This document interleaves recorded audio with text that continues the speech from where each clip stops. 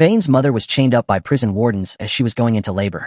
After struggling for a while, she finally gave birth to a boy as the wardens handed the child over to her. The woman was brought before the police superintendent as he spotted her newborn and revealed to her that they will rot in prison for the sins of their father.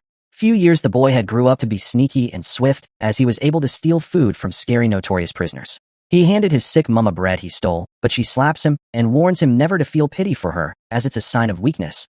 She wanted him to be strong in this cruel world as only the strong survives. The janitor handed him a magazine about Gotham as he read it, and saw how Thomas Wayne transformed Gotham to a utopia where the strong survives and wanted to live in such a place someday. His mother was happy that he broadened his knowledge reading so many books. But soon after his mom died, he soon realized but showed no sign of pain, no sign of weakness.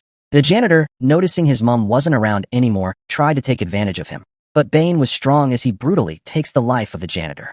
The police wardens showed up as Bane attacked the superintendent, biting off part of his ear until he got knocked out by the wardens. The superintendent was enraged, but government doesn't want the child executed, so he ordered that the child be taken to the hole where he was going to suffer and eventually die.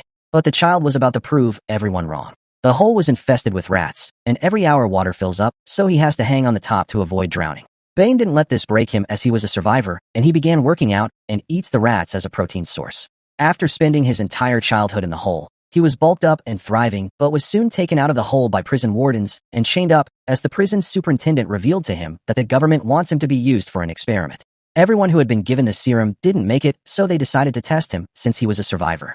The serum was injected in him, and soon after his heart stopped, but as the superintendent was about to leave, it began beating again as the superintendent smiled, but his smile changed as Bane began getting bigger, and he was spiraling out of control. He broke from his chains and killed the prison wardens, leaving him with the superintendent.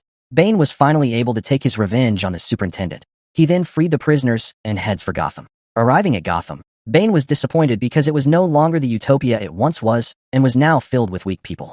He soon realized it was Batman, son of Thomas Wayne, that was responsible for this new Gotham as Bane decides to break him.